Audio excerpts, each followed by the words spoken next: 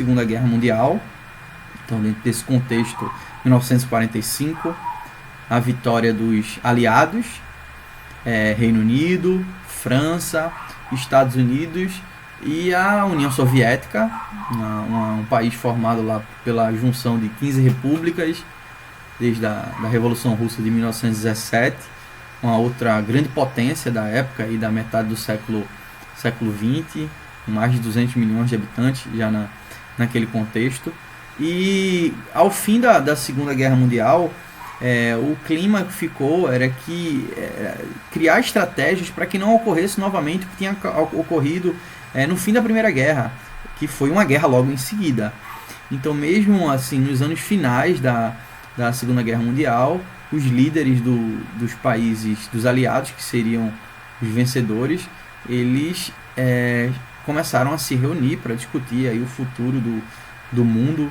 Foi assim em 1943, com as conferências no Teherã, no Irã, no caso, no Cairo, no Egito, Casablanca, Marrocos. E essa conferência aqui, já no finalzinho, antes do finalzinho da Segunda Guerra, conferência de Yalta, em que os três grandes líderes mundiais, né, representando aí respectivamente Reino Unido, Estados Unidos e Stalin aqui representando a União Soviética, ele não estava muito à vontade nessa foto aqui não. Eles se reuniram para decidir aí o rumo que o mundo tomaria após a Segunda Guerra Mundial.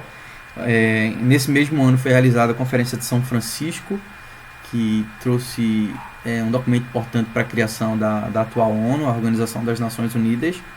E posteriormente, ainda nesse mesmo ano, em julho, a Conferência de Potsdam, no qual reafirmou a decisão que havia sido tomado lá no início do ano, que era a divisão da Alemanha, país perdedor, principal perdedor aí da Segunda Guerra Mundial, junto com Japão e Itália, e a divisão em 4 áreas, em 4 zonas, né?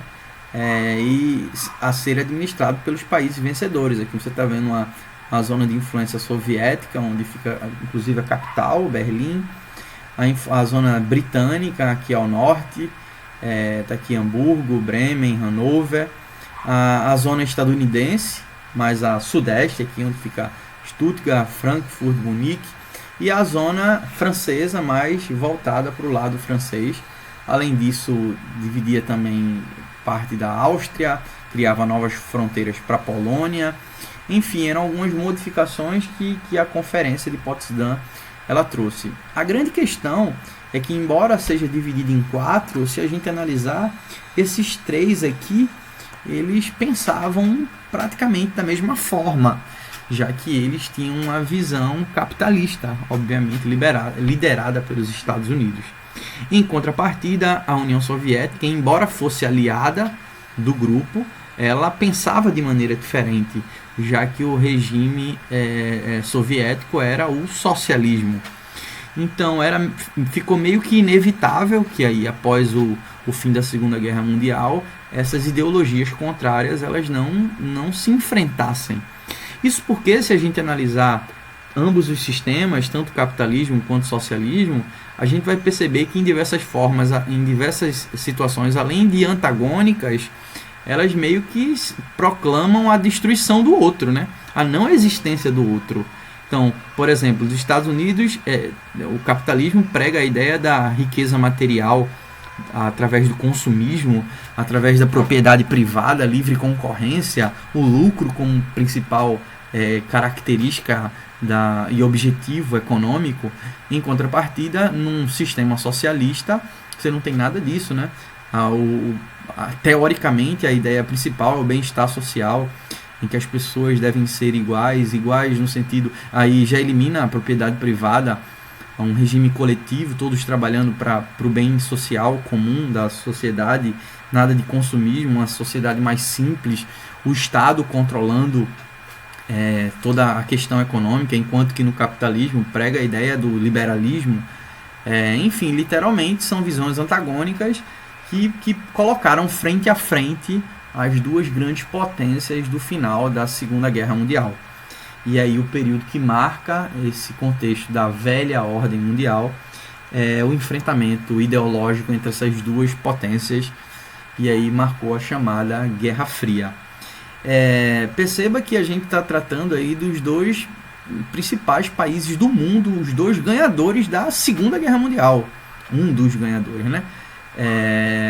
E obviamente que uma nova guerra entre eles era meio que colocado fora de cogitação, não era pelo menos o que eles queriam, obviamente, mas ao mesmo tempo eles queriam lutar pela hegemonia e pelo reconhecimento do seu poder perante esse contexto da Segunda Guerra Mundial.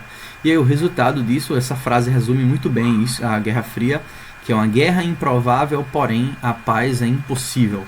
Então a gente vai perceber que é mais um conflito político, um conflito ideológico, filosófico, um conflito de demonstração de poder, de ostentação de poder entre os dois países e aqueles que os apoiam. Então a gente vai perceber ao longo dessa aula alguns fatos importantes e alguns desdobramentos importantes da Guerra Fria, curiosamente você vai perceber que sempre quando um tomava uma ação, o outro vinha e tomava também como forma de resposta dentro desse contexto da demonstração de poder. A primeira delas, logo aí após o início do contexto da Guerra Fria, foi a chamada Doutrina Truman, que eram ideias que circulavam dentro dos Estados Unidos, literalmente com o objetivo de impedir a expansão da ideologia comunista, a expansão do socialismo. Ao mesmo tempo, do lado soviético, existia o Cominform, que era um comitê que reunia o Partido Comunista junto de todas as nações participantes, e era meio que como um centro de controle internacional dos ideais do movimento. Então uniformizava as ações, centralizando tudo dentro de um único conjunto, de um único partido. Embora esse equilíbrio comunista, ele em alguns momentos ele foi rompido. Então eu posso usar até o exemplo aqui, em 1948, a Iugoslávia chegou a ser boicotada e expulsa do comitê, do Cominform, porque ela era meio resistente à grande influência stalinista. Ela pregava as ideias do general Tito, do marechal Tito, que tinha como principal ideologia a aplicação de um socialismo mais brando, um socialismo em que o Estado não reprimisse tanto a população, não tivesse tanto essa questão da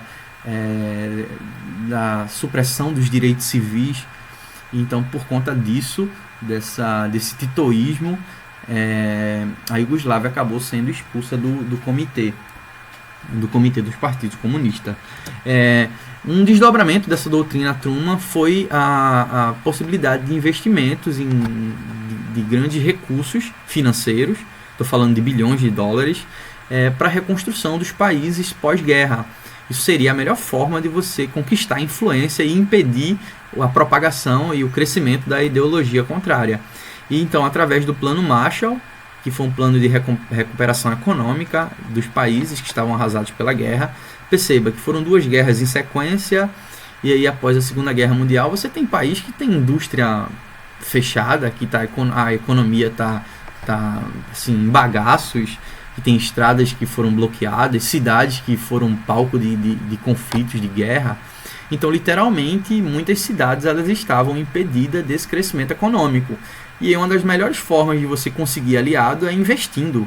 Então os Estados Unidos investiu bilhões de dólares na época na tentativa de reconstruir a economia desses países e, obviamente, a partir daí ela ganharia novos aliados. A versão socialista do Plano Marshall foi o Comecon, o Conselho para Assistência Mútua, que era a ideia de ajudar, até de maneira financeira também, a reconstrução desses países. Obviamente que os investimentos foram muito menores, o que fizeram com que cidades que adotaram e que receberam apoio soviético e que estavam destroçados pela guerra, elas sofreram um pouco mais nesse processo de reconstrução. Como nós estamos falando aí de ameaça o tempo todo do ponto de vista militar, os países eles acabaram se organizando. Então um dos maiores exemplos aí é a OTAN, que existe até hoje, por sinal, tá, gente? que é a Organização do Tratado do Atlântico Norte. Na verdade, é uma aliança militar, é um pacto de cooperação mútua militar, no qual os países capitalistas prometem essa ideia aí de um por todos e todos por um. A versão da aliança militar socialista foi o Pacto de Varsóvia de 55, em que os membros se reuniram e disseram: aqui todo mundo é para todo mundo. Então, se a Alemanha Oriental for atacada, todos vão entrar nesse conjunto e todos vão brigar juntamente. Obviamente que essas organizações militares elas foram importantes e promoveram meio que, principalmente na Europa, promoveram meio que uma bipolarização, né? Uma divisão. Até a expressão que é utilizada é a chamada cortina de ferro.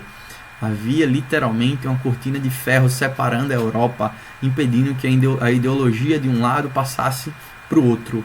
E um outro grande capítulo da Guerra Fria, desse contexto, é a chamada corrida armamentista, já que grandes investimentos militares foram feitos. Obviamente, os países demonstravam poder, então quem tivesse maior possibilidade de armas e grande destruição ganhariam essa disputa.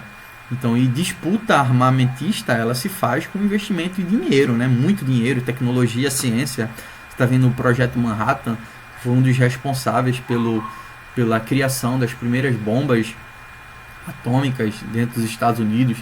A Trinity, lá, a primeira que foi testada no deserto, lá no Novo México. Pouco tempo depois, a própria União Soviética também fez os seus testes lá no Cazaquistão, já em 1949.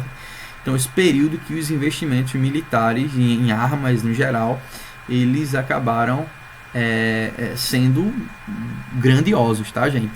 Só que a grande questão é que, além de bombas nucleares, haviam bombas de grande poder de destruição, como é o caso das bombas de hidrogênio. Se discutiam também a super bomba de hidrogênio, que era envolta no cobalto 60, aquele elemento químico, que, segundo especialistas, 4 bombas dessas seriam capazes de destruir o planeta inteiro.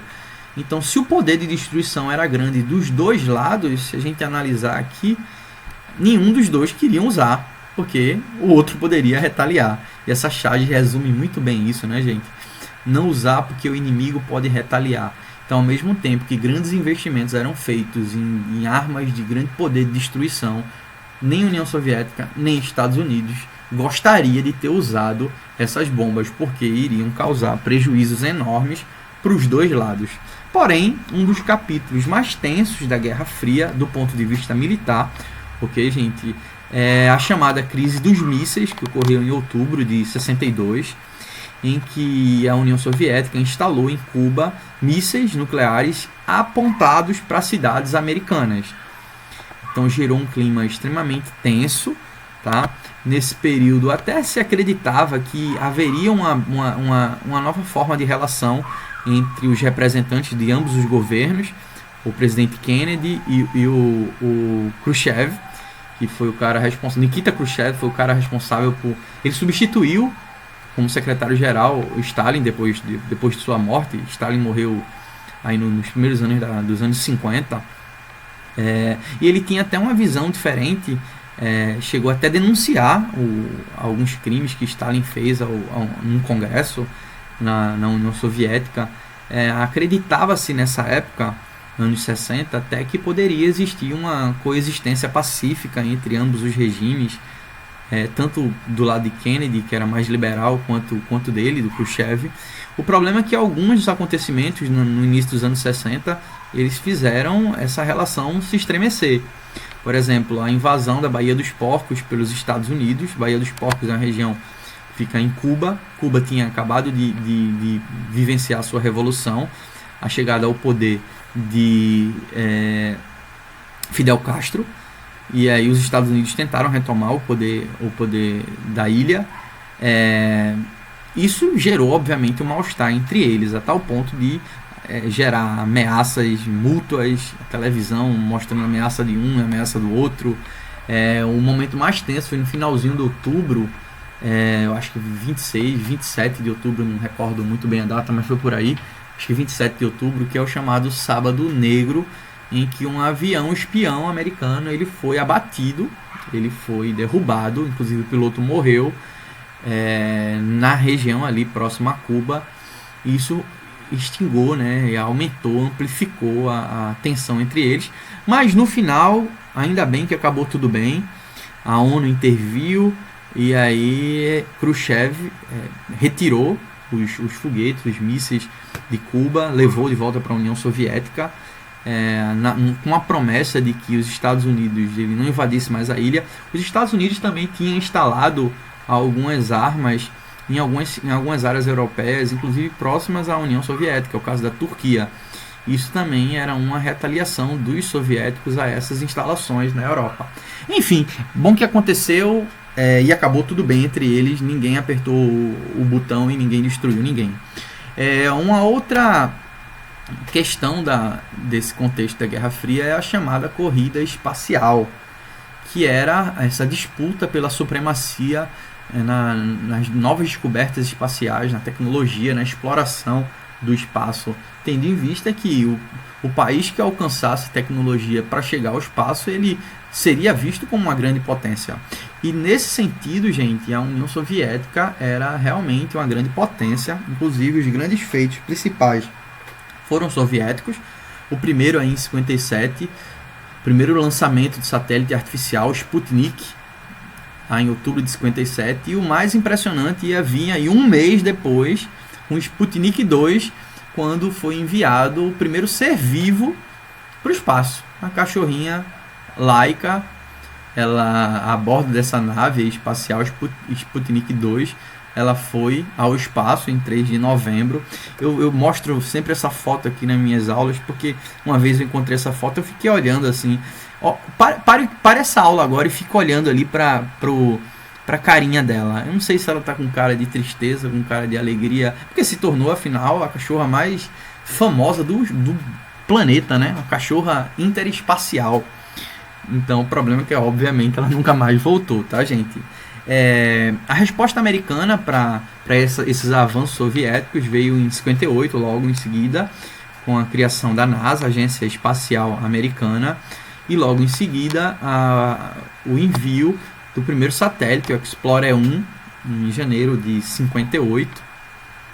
É importante a gente refletir o seguinte: perceba que todos esses acontecimentos eles foram fruto de grandes investimentos em ciência, investimentos em tecnologia, e muita coisa que foi alcançada na corrida espacial, como é o caso da internet, os satélites, tudo isso existem e permanecem até hoje. Então foram frutos desses investimentos que ocorreram durante a corrida espacial, já que nesse período ocorreu aí a chamada revolução técnico-científica, né? O mundo literalmente passou a desenvolver tecnologia a partir da ciência e a indústria usá-la. Só que dois grandes feitos estavam prestes a acontecer poucos anos depois do lançamento aí do Explorer 1. O primeiro, o grande acontecimento da União Soviética, o primeiro homem que foi ao espaço, nesse voo orbital que durou mais de 1 hora, no Vostok 1, que Yuri Gagarin, o russo, foi lá, fez esse voo em orbital, e é dele atribuída essa célebre frase: a Terra é azul. Perceba que esse cara, quando retorna, inclusive interessante que ele teve problemas na volta e ele acabou caindo mais de 300 quilômetros longe do lugar onde eles tinham programados. Ele ficou sozinho lá esperando ser resgatado, mas enfim, ele meio que se tornou um herói nacional do governo comunista, né? Então ele foi condecorado, ele viajou o mundo para fazer uma grande propaganda do governo soviético. Essa imagem que você está vendo aqui é Yuri Gagarin no Brasil. Então, pouco tempo depois, em agosto, ele viajou em abril, em agosto ele chegou aqui no Brasil, finalzinho de julho, início de agosto, ele foi para o Rio, foi para São Paulo, tem imagens no YouTube dele sendo ovacionado pela galera aqui em Rio e São Paulo. E em Brasília, recém-inaugurada, inclusive foi uma ação de marketing muito grande para Brasília. Ele inclusive elogiou bastante Brasília como uma cidade futurista, enfim. ele recebeu das mãos de Jânio Quadros a principal ordem assim da honraria nacional, que é a medalha da Ordem do Cruzeiro do Sul. Brasil e União Soviética não tinham laços estreitos durante esse período, é óbvio, então isso foi uma forma de tentar aproximar os dois países, coisa que não durou muito tempo, porque logo em seguida veio a intervenção do regime militar, e aí obviamente essa ameaça comunista ela acabou sendo espantada para fora do Brasil, segundo as ideias propagadas por essas pessoas que defendiam isso. Mas os Estados Unidos precisava dar uma resposta à altura. E imagina, velho, um soviético foi ao espaço, não só ele, Yuri Gagarin. Eu lembro que eu acho que um cara chamado Leonov, eu não lembro muito bem o nome dele, que foi também um cosmonauta que passeou cerca de 15 minutos. Pouco tempo depois, alguns 4 anos depois, 3, 4 anos depois de Yuri Gagarin, ele passeou no espaço. Lembra que eu acabei de falar cosmonauta. Quando a gente fala de astronauta, a gente lembra dos americanos, né? Os cosmonautas eram esses caras que iam para o espaço lá na União Soviética. E aí a resposta, tanto para Yuri Gagarin como para o cosmonauta que viajou os 15 minutos, veio logo em seguida, no final dos anos 60. A grande resposta americana, quando cai a barreira do impossível, o homem chegando à Lua, fixando essa bandeira dos Estados Unidos aí em território lunar, mostrando para o mundo todo divulgando a conquista americana. Que baita resposta! Eu sei que tem algumas teorias da conspiração que negam a ida do homem à Lua. Também tem teoria de conspiração para tudo, né, gente? Mas eu acredito que o principal interessado em negar essa ida seria a União Soviética. E se ela não fez isso, de fato, é uma conquista importante dos americanos terem ido à Lua, nesse contexto da Guerra Fria. Um outro desdobramento da Guerra Fria foi a chamada caça às bruxas, né, que é o macartismo, em referência ao senador Joseph McCarthy, que era simplesmente perseguir ideais comunistas dentro do território americano. Então qualquer um, professor, artista, cientista, intelectual, funcionários do governo, qualquer um que tivesse suspeita de ligação com o comunista seria caçado, seria perseguido, obviamente seria visto como um traidor. E para isso, obviamente, foram desenvolvidas muitas agências de inteligência nos Estados Unidos, no caso da CIA, do lado soviético a KGB, porque era muito importante descobrir o que o outro estava planejando, né? Imagina quanto valeria uma informação do que o outro estava planejando. Deveria valer milhões naquela época. E as agências de espionagem e inteligência, elas foram muito importantes dentro desse contexto. Lembra muito o contexto dos filmes de 007, alguns deles até mostram esse tema aí durante a Guerra Fria, de espionagem. Enfim, tem vários filmes que abordam essa questão ali. Lisboa, que era uma zona mais neutra lá na Europa, dentro de Portugal, muitos espiões se concentravam ali. Enfim, é um tema que desperta a curiosidade de muita gente. Porém, está dentro desse contexto aí da caça às bruxas. Uma outra situação é que os Estados Unidos passou a usar seus recursos de massificação, a mídia no geral, tanto para propagar ideias anticomunistas, quanto para propagar ideias a favor, boas em relação aos Estados Unidos. Então você vê, por exemplo, nesses quadrinhos aqui, ó, Capitão América, Desafios Comunistas, o HQ de 47 fala sobre o terror vermelho, a peça das bruxas de Salem, que falava, que denunciava essa caça às bruxas. Inclusive o Arthur Miller, ele chegou a ser convidado para prestar depoimentos sobre essa questão dele estar denunciando esse terror comunista, e vários outros super-heróis, vários outros personagens surgiram dentro desse contexto, tá, gente? De ameaça comunista. Os Estados Unidos sempre usou a mídia ao seu favor nesse sentido. Se a gente pensar até um pouco antes, até durante o contexto da Segunda Guerra Mundial, ou até um pouco antes, os Estados Unidos, para buscar aliado, utilizou bastante a estratégia midiática. Inclusive aqui no Brasil, se você pensar naquele personagem, o Zé Carioca, um personagem da Disney, um malandro carioca, tem um filme lá, Você Já Foi à Bahia, então que aproximava o brasileiro dos americanos. Então ele tinha lá Pato Donald, tinha os Três Cavaleiros, né? O mexicano. Era uma política clara de boa vizinhança, para isso utilizando um grande personagem aí do Walt Disney. Um outro grande célebre personagem que marcou esse contexto da Guerra Fria, e aí eu lembro da minha infância, Rock. E aí essa cena final aqui é incrível, né, velho? O russo bate pra caramba em Rock, e no final ele levanta e derruba o cara, meio que consagrando a vitória do bem contra o mal. Pelo menos essa era a ideia que eles tentavam passar, colocando o russo comunista como o mal a ser destruído, a ser perseguido. Enfim, gente, um dos capítulos mais tristes disso aí aconteceu lá nos anos 50 com esse casal, Rosenberg, que eram cientistas americanos, e eles foram acusados de vender segredos aos soviéticos, mesmo inicialmente sem a comprovação, apenas por suposição. Eles acabaram sendo mortos pela cadeira elétrica. Anos mais tarde, nos anos 90 por aí, chegaram até um cara dizer que realmente eles não tiveram acesso a isso, porque a grande desconfiança é porque a Rússia respondeu, no caso das armas nucleares, muito rápido, né? Então, do fim da Segunda Guerra, em 45 por ali, em 49 a Rússia já tinha tecnologia de armas nucleares. Então, havia essa suspeita de venda de segredos, de receitas, enfim. Mas esse casal acabou morrendo dentro desse contexto da caça às bruxas. Para vocês perceberem que a Guerra Fria ela atingiu vários setores, um grande exemplo aqui foram os boicotes olímpicos nas Olimpíadas de 1980, que aconteceu em Moscou, na Rússia. Um ano antes, a Rússia tinha invadido o Afeganistão e permaneceu lá por quase 10 anos. Daqui a pouco eu falo sobre essa guerra do Afeganistão. E os Estados Unidos meio que criou um levante para boicotar essa ação da Rússia, descontente com essa ação soviética, na verdade.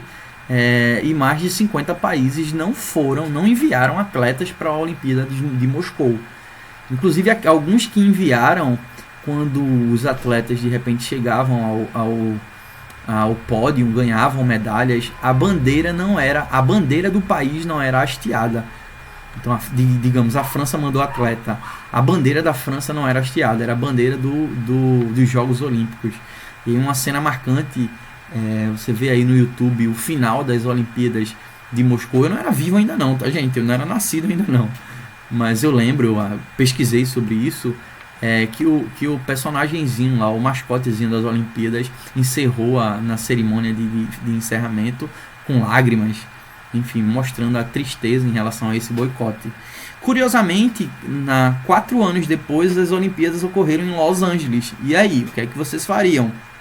Obviamente, eles deram o troco, e alguns países aliados à União Soviética, mais os atletas soviéticos, eles não viajaram para Los Angeles. Inicialmente acusaram a falta de segurança para os atletas, mas obviamente isso foi uma retaliação. Sem dúvida nenhuma, quando falamos em Guerra Fria, prosseguindo aqui, um dos mais emblemáticos símbolos foi a própria divisão da Alemanha. Não aquela divisão em 4 zonas, em 4 partes, né, entre os vencedores, mas sobretudo porque essas 4 partes viraram literalmente 2. Já em 1949, a Alemanha oficialmente se tornou 2 países. A República Democrática Alemã, a chamada Alemanha Oriental, apoiada pela União Soviética, de caráter socialista, comunista, e a Alemanha Ocidental, a RFA, a República Federal da Alemanha, Federativa da Alemanha, que seguia princípios capitalistas. Então, literalmente, foram 2 Alemanhas completamente diferentes, já que os investimentos do Plano Marshall na Alemanha Ocidental, na RFA, fizeram com que esse país se desenvolvesse, e os planos econômicos que foram implantados lá se desenvolvessem muito mais. E aí, um dos grandes capítulos dessa divisão ocorreu em 61, com a construção do Muro de Berlim, de mais de 160 quilômetros, dividindo ambas as cidades. Agora parem para pensar e refletir uma coisa comigo. O Muro de Berlim, na verdade, ele foi uma consequência do processo de divisão e não a causa da divisão. Já eram duas Alemanhas. A construção do muro foi para impedir que pessoas do lado oriental avançassem para o outro lado. Não só alemães, mas pessoas de países orientais.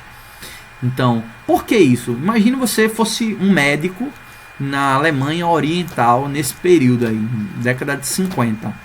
Se você ficasse dentro da Alemanha Oriental, certamente você trabalharia num posto de saúde, e aí, deixa eu botar essa imagem aqui que fica melhor.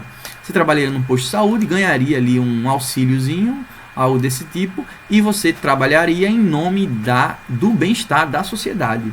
Mas em contrapartida, se você fosse para o outro lado, para o lado ocidental, você poderia desenvolver a mesma função, trabalhando no hospital, sendo bem mais remunerado, podendo ter direito a ter um carro, a ter televisão a cores, a uma série de coisas propiciadas pelo consumismo. E aí muitas pessoas decidiram ir para o outro lado, até por mais oportunidades de emprego e tudo isso. E isso acabou motivando o Partido Comunista a criar o Muro de Berlim, construiu esse muro, o muro rapidamente, separando as duas Alemanhas. Fato muito triste, né, tendo em vista que ninguém foi avisado que esse muro ia ser construído, e nesse período já havia pessoas que moravam de um lado e trabalhavam do outro. Imagine que o pai ou a mãe saíram para trabalhar, e aí quando tentaram voltar, um muro lá foi construído, e de 60 até 89 ele ficou lá. Você viu a criança pequena, e aí você só vai voltar a ver seu filho, sua filha, quando ele já tivesse um adulto. Infelizmente isso aconteceu com muitas famílias que foram separadas por conta do muro. Agora eu vou citar para vocês alguns conflitos que ocorreram dentro do contexto da Guerra Fria. Esses que foram enfrentamentos diretos, que houve pessoas mortas e sangue derramado, embora não tenha sido protagonizado pelos americanos e pelos soviéticos, mas eles influenciaram. De que forma? Armando, produzindo estrutura para que esses conflitos eles acontecessem. E aí eu trouxe alguns, eu não vou explicar detalhadamente, porque senão nossa aula vai demorar muito. Um deles foi a Guerra do Vietnã. Então o Vietnã ali, que fica ali naquela região ali do Sudeste Asiático. A Guerra do Vietnã, na verdade, foi uma consequência da Guerra da Indochina. Indochina, além do Vietnã, pega aquela região, tem Laos de um lado, Camboja do outro. A Indochina ela foi de ocupação francesa, então já havia uma guerra anterior a essa para a retirada dos franceses, enfim. Só que posteriormente o Vietnã acabou sendo ocupado, e essas zonas de ocupação geraram interesses diversos. Então o norte ficou mais recebendo apoio da União Soviética, então eram os Vietcong, né? A galera, os vietnamitas mesmo, a galera que era apoiada pelo Partido Comunista. E o sul ficaram a galera apoiada pelos partidos americanos, pelo governo americano e pelos aqueles aliados capitalistas. E aí, num processo de eleição para essa reunificação, porque literalmente haviam duas zonas diferentes, acabou gerando uma guerra com a ocupação do sul em relação ao norte. Eu coloquei essas duas fotos só para resumir, porque foram tiradas inclusive pelo mesmo fotógrafo, que elas resumem muito os desdobramentos dessa guerra. Essa foto aqui eu de propósito coloquei no jornal aqui, porque inclusive é uma imagem muito forte. Você vê um soldado aqui, um chefe de polícia, atirando a queima-roupa na cabeça de um prisioneiro. Ele está inclusive de mãos amarradas aqui. Essa imagem foi tirada por um fotógrafo americano e ela rodou o mundo. E obviamente isso gerou uma onda aí de movimento contra essa guerra. Perceba que a gente está nos anos 60, alguns movimentos importantes aconteceram nos Estados Unidos contra isso, movimentos de paz, movimentos de contracultura. Você pega, por exemplo, aquele filme Hair, que aí é um muito bom filme, por sinal, tá, gente? Que fala um pouco dessa ascensão do movimento hippie, a onda a partir da morte do líder Martin Luther King também gerou esse clima de busca por paz. E aí uma imagem dessa, e o pior, que depois que se popularizou, esse cidadão aqui que estava atirando, ele não era um comunista, ele era apoiado pelos capitalistas, matando um cara, tudo bem, era um prisioneiro, mas isso acabou fazendo uma pressão popular. Fora isso, os Estados Unidos teve mais de 50 mil mortos, soldados americanos que foram enviados. Havia mais de 3 milhões de perdas. Isso gerou uma imagem extremamente negativa, a tal ponto de fazer os Estados Unidos se retirar da guerra do Vietnã. E óbvio, quando ele se retira da guerra do Vietnã, os aliados do Sul, capitalistas, eles não conseguiram conter o avanço comunista. E nesse caso, nessa Guerra Fria aqui, o comunismo ganhou. Assim como foi na China também, desse contexto de Guerra Fria, a ascensão de Mao Tse Tung ao poder da China, como também um líder comunista. Essa outra imagem aqui, retirada pelo mesmo fotógrafo, mostra essa criança, Kim é o nome dela. Isso foi o exato momento capturado após uma arma química atingir essa região. A menina, a roupa dela foi completamente queimada, ela sofreu queimaduras gravíssimas, ela passou por diversas cirurgias, ela sobreviveu, tá, gente? Inclusive, eu por curiosidade procurei a história dela. Ela hoje mora no Canadá, lançou um livro chamado A Menina da Foto. Acho que depois dei uma procurada no Google aí. Ela desempenha hoje uma organização anti-guerra para crianças e tal, até com apoio da ONU. Enfim, mas essas duas fotos realmente circularam o mundo. Um outro conflito que ocorreu dentro desse contexto foi a Guerra das Coreias. Na verdade, a Coreia, no início do século XX, ela foi ocupada pelo Japão. Mas durante a Segunda Guerra Mundial, Estados Unidos e União Soviética conseguiu retirar o Japão das Coreias. E, obviamente, depois do fim da Segunda Guerra, eles acabaram dividindo as Coreias através do paralelo 38. O norte ficou sob influência soviética e o sul sob influência americana, a tal ponto de dividir em dois países. E aí, dentro desse contexto, um contexto de maiores desdobramentos, ocorreram guerras entre ambos aqui, apoiados por interesses diversos dentro dessa península ali banhada pelo Oceano Pacífico, tá? 2 milhões e meio de pessoas acabaram morrendo. E a outra guerra que eu queria citar, antes disso, outros conflitos aconteceram na África. A África estava vivendo, por exemplo, o momento da descolonização. O enfraquecimento das potências europeias levou tanto Estados Unidos quanto a União Soviética a apoiarem grupos diferentes na África. Isso gerou também muita morte. A Ásia também viveu esse processo de descolonização. Então isso acabou afetando em outros lugares, tá? A própria questão da instalação de governos autoritários, inclusive fora da Europa. Então, na América Latina, em alguns outros lugares também teve apoio tanto dos Estados Unidos quanto da União Soviética. Mas essa guerra do Afeganistão, ela foi primeiramente, observe, 10 anos de guerra, então uma perda enorme. E isso, na verdade, foi a invasão da União Soviética dentro da região do Afeganistão. E aqui você está vendo guerrilheiros, os Estados Unidos acabou apoiando alguns guerrilheiros contra essa invasão soviética. O problema é que foram 10 anos de guerra a um custo de 3 bilhões de dólares anuais. Então foram 30 bilhões de dólares, vamos pensar assim, durante uma guerra. Para um país que, além de se envolver com tudo isso, era responsável por manter a sua sociedade, manter escola, manter hospital, manter tudo. Então esse custo acabou enfraquecendo muito no final dos anos 80 a União Soviética. E aí a gente começa agora a falar sobre a crise. Então imagine, deixa eu botar um gráfico aqui para ficar melhor. Você vê a dívida externa da União Soviética já no final dos anos 90, ultrapassava aí os 50 bilhões, a inflação gigantesca aqui, o PIB tinha sido recuado. Isso por quê? Porque não era fácil administrar a economia, as indústrias, os produtos soviéticos, eles eram obsoletos, eles não tinham concorrência internacional. Enfim, as indústrias não tinham, pelo fato de não ser livre mercado, não ter concorrência. Então, se existia, por exemplo, uma fábrica de carro, para que ele iria produzir 5 tipos de modelo de carro, se na verdade só existia uma fábrica? Então, a burocracia, tudo isso acabou cansando a economia soviética. e aí gerando essa onda de crise econômica.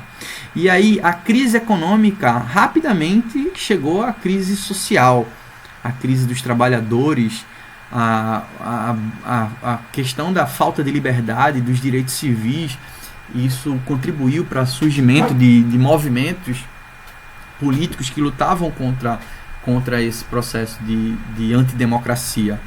E aí essa crise econômica virou crise social e rapidamente se transformou em crise política por causa desses fatores aqui.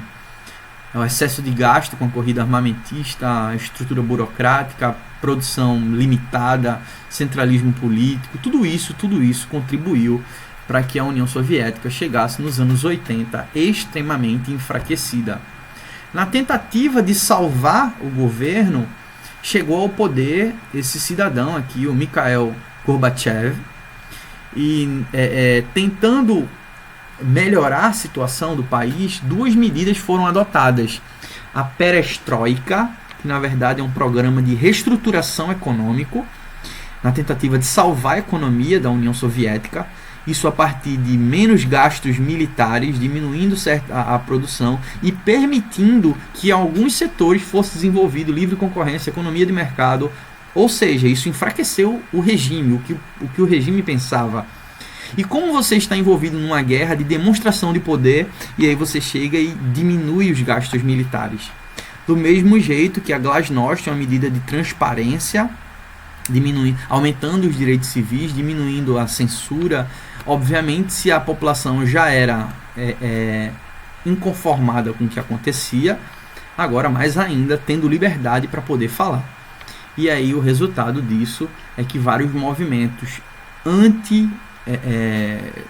anti-governo se espalharam entre as nações, entre as repúblicas que integravam a União Soviética. Um outro nome jocoso que ficou conhecido dentro dessa política foi a chamada doutrina Sinatra, My Way, uma música de Sinatra, Meu Jeito, em que Gorbachev chegou a anunciar que cada nação, cada república poderia ter uma forma diferente de lidar com esse regime socialista. E obviamente que isso acabou enfraquecendo o regime e chegamos ao fim dos anos 80 com um grande símbolo da decadência, do fim da Guerra Fria e da decadência da União Soviética, que foi a queda do Muro de Berlim e a reunificação da Alemanha. É importante a gente perceber que entre todos esses governantes aqui que passaram pela União Soviética, cada um adotou políticas diferenciadas entre si. Então, o que mostra a alternância ao longo do regime comunista ao longo de todas essas décadas que foi implantado e que a União Soviética se consolidou. Por mais que há uma tendência de ir por senso comum e achar que socialismo é uma coisa só, que comunismo é uma coisa só, na verdade a gente percebe que todos esses governos, e assim como é o socialismo em Cuba, o socialismo na China, enfim, todos eles tendem a se ajustar de uma forma diferente, mais autoritária, menos autoritária, mais aberta ao consumo, menos aberta, enfim. Então é muito mais complexo do que simplesmente a gente pensa, tá, gente? E aí eu queria concluir essa aula com essa imagem para mim é muito simbólica em relação a isso.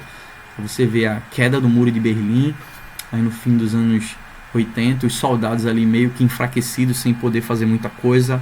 É importante perceber que a União Soviética ela se fragmentou, se esfacelou, se dissolveu pouco a pouco. Em alguns lugares ocorreu a dissolução de países, a divisão de países. Em alguns lugares isso foi por meio de golpe, o socialismo foi retirado do poder. Enfim, diversas formas foram encaradas para isso. Logo no início dos anos 90, alguns países que faziam parte do regime socialista fundaram a CEI, que é a Comunidade dos Estados Independentes, que existe inclusive até hoje. É uma forma de vivenciar essa transição do socialismo para o capitalismo de uma maneira menos problemática. Ok, gente, se você assistiu essa aula até agora, eu tentei resumir aqui várias décadas em 45 minutos. Eu agradeço, espero realmente encontrá-los em breve. Então é muito melhor estar presente com vocês. Não desistam do sonho de vocês. Isso aí, sem dúvida nenhuma, tem que ser o ponto principal da luta que vocês realizam todos os dias. Então, com sacrifício ou sem sacrifício, o importante é a gente lutar para conseguir alcançar os nossos objetivos. Então, eu agradeço a você, Rocha, desculpa qualquer coisa, e a gente se encontra em breve. Fiquem em casa, se cuidem e vamos orar para que o Brasil e para que o mundo passe logo essa problemática do coronavírus. Ok, gente? Fiquem na paz, um grande abraço, Rocha.